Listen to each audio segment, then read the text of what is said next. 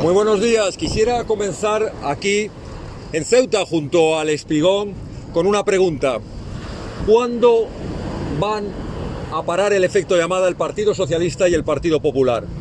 ¿Cuándo los españoles, y en concreto los ceutíes, van a poder dormir tranquilos sin la amenaza permanente en nuestras fronteras?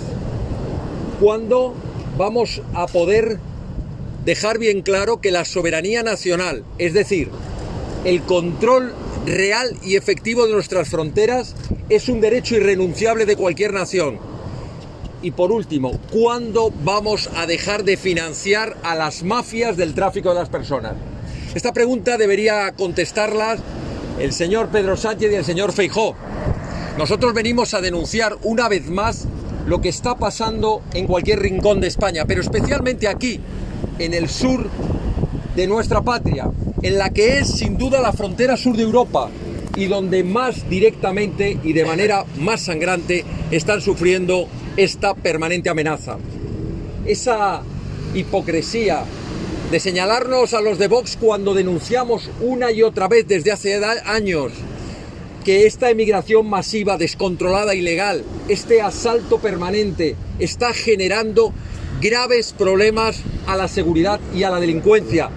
Cuando se nos ha señalado de alarmistas, cuando se nos ha dicho que era mentira, que la emigración ilegal masiva tenía efectos directos y graves sobre la delincuencia, cuando se oculta a la población el dineral de recursos públicos que se están utilizando, se está cometiendo una terrible irresponsabilidad. Miren, esta semana el Partido Popular, en otra de esas grandes estafas de propaganda ante los suyos, ha presentado una moción en el Congreso de los Diputados que se va a debatir el próximo martes. Pretenden hacernos creer, el señor Feijóo, que ellos se han puesto estupendos y que por fin van a tomar cartas en el asunto en la lucha contra este fenómeno de invasión migratoria. Y resulta que cuando los diputados leemos esa proposición, que ellos no se lo cuentan a sus votantes, solo habla de ver cómo van a gestionar los recursos públicos para que siga llegando más población emigrante ilegal. Cuando lees la proposición, en ninguna de los párrafos o en las proposiciones habla de que España, como dice Vox, necesita unas fronteras seguras, necesita poner freno a esta entrada, necesita un plan de devolución, de repatriación inmediata a los países de origen, necesita cortar la financiación, las subvenciones a todas esas ONGs, pseudo-ONGs que se lucran de la llegada de inmigrantes ilegales, que hay que cerrar los centros de mena que provocan inseguridad en los barrios. No dice nada de eso, solo habla de cómo gestionar bien este problema. Es algo así como si le dijéramos a unos bomberos que en vez de llevar a cabo las labores de extinción para evitar que el fuego siga avanzando, lo único que quieren es gestionar el fuego, ver cómo va quemando ordenadamente este país, cómo va quemando ordenadamente nuestras fronteras. Ya sabemos que se nos va a tachar de todo. Se va a decir que somos insolidarios, se va a decir que somos inhumanos, se va a decir que no tenemos empatía con las personas más necesitadas. Lo que nosotros vemos es que aquí hay un gran negocio del que se están lucrando unos cuantos, poniendo en riesgo la vida de sus nacionales. Vemos un Marruecos que gasta millones y millones, no solo en los palacios de Hassan, sino también en sus fuerzas armadas, en sus casas o en construir estadios de fútbol, pero que en cambio no tiene los recursos para ayudar a sus jóvenes más necesitados. Los menas, donde tienen que estar, los menores no acompañados, es con sus familias, donde tienen que estar es con sus padres. Lo que no hay que permitirles es que entren jugándose la vida a un país que además no les puede garantizar ni un trabajo digno, ni una educación, ni una sanidad, porque eso es lo que piden nuestros propios jóvenes. Miles y miles de jóvenes españoles que tienen que abandonar nuestras fronteras. Millones de españoles que se encuentran en paro. Esa es la atención prioritaria que han de tener. Y un último mensaje. Decirle al presidente Vivas que disimule un poco y que deje de ser el testaferro, el mejor representante de Sánchez aquí en Ceuta.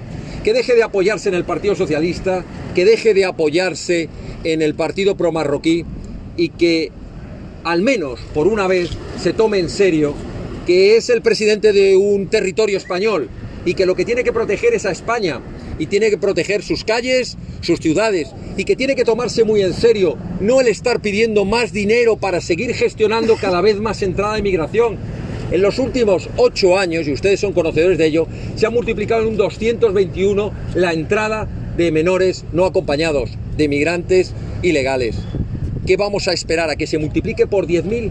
¿Qué vamos a esperar? ¿Que donde hoy entraron 2.000, mañana sean 20.000 o 100.000? ¿Que llegue un momento que esta ciudad esté completamente invadida por marroquíes y que entonces digan que es una ciudad marroquí y que no tengamos a nadie aquí que pueda defender la españolidad de Ceuta?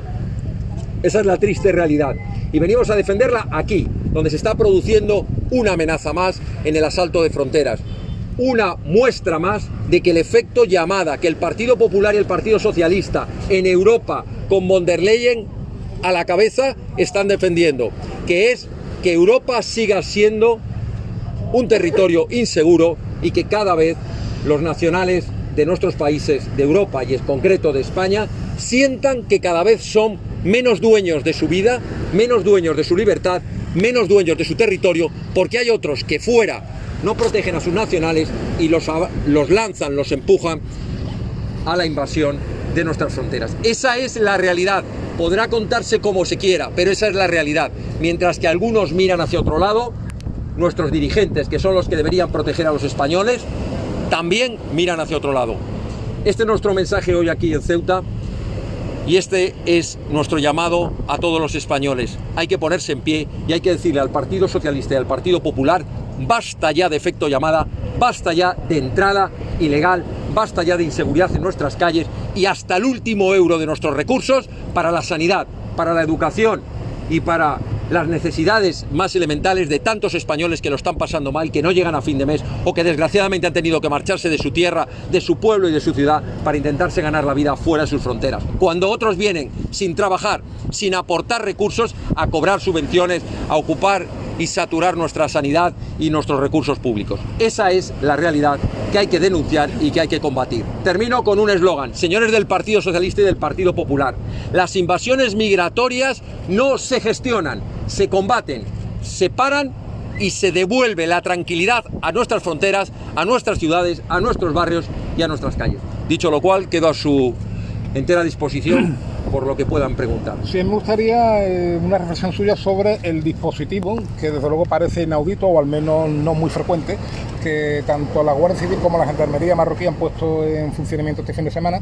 Y respecto a lo que usted decía de los menores, se ha criticado mucho la postura de su partido en el sentido de criticar que a Ceuta lleguen muchos menores, pero sin embargo oponerse a que sean trasladados a otros centros del territorio nacional. No sé qué tiene que decir respecto a ambas cosas. Sí, bueno, respecto a la primera, es verdad que de repente hay momentos en los que ante una amenaza de asalto de la frontera no les conviene al gobierno, no le conviene al gobierno marroquí el que se produzcan esas imágenes, como hemos podido ver en otras ocasiones, y por tanto recibe la llamada correspondiente y entonces se moviliza. Pero esto no nos llevemos a engaño, es un espejismo. Hoy puede hacer este dispositivo, dentro de 15 días se producirá un asalto y no habrá ningún dispositivo. Todo depende del momento político en el que se encuentre. Estará pidiéndole más dinero a Sánchez, estará pendiente de que le manden más vehículos todoterreno que no tiene nuestra Guardia Civil, más partidas de dinero, que le construya otra desaladora, que le ayude a construir otro puerto con el que compite con el de Algeciras. Estará esperando alguna contrapartida y ahora no le interesa. Entonces moviliza a su policía y a su ejército para que parezca que ellos controlan. No nos olvidemos que nadie entraría por la frontera de España con Marruecos si Marruecos no quisiera. Marruecos es una dictadura que controla absolutamente y apalea cuando le interesa a sus propios ciudadanos, incluso a ciudadanos de otros países que cruzan su frontera. No nos engañemos, si entran emigrantes ilegales por la frontera con Marruecos es porque Marruecos lo permite. Hoy ha decidido que no, a lo mejor dentro de 15 días decide que sí. Con respecto a lo que dice usted de los menas, mire, la mayor insolidaridad que hay es precisamente, primero, el olvidarse de que son menores y que con quien tendrían que estar es con sus padres y con sus familias. La segunda gran insolidaridad es la que hacen sus gobiernos, empezando por el de Marruecos, el de Mauritania, el de Argelia, que gastan dinero en armamento, que gastan dinero en palacios, que gastan dinero en vidas suntuarias de sus dirigentes, pero no tienen dinero para educar, para ayudar y para darle un futuro a sus jóvenes. Y tercero, nosotros no queremos que estén llegando, que se produzca ese efecto llamada. Mire, Si se cogen todos los menas que hay en Canarias o en Ceuta o Melilla y se reparten por toda España, ¿sabe lo que logramos?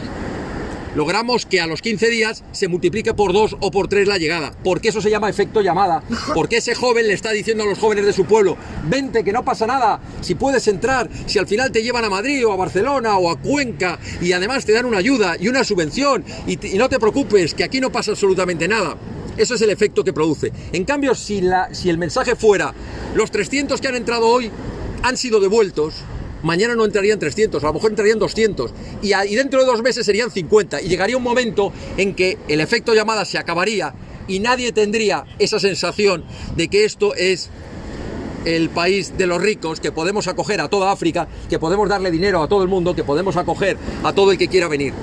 El mensaje más importante que quisiera trasladarles es que el control de las fronteras requiere muchas medidas.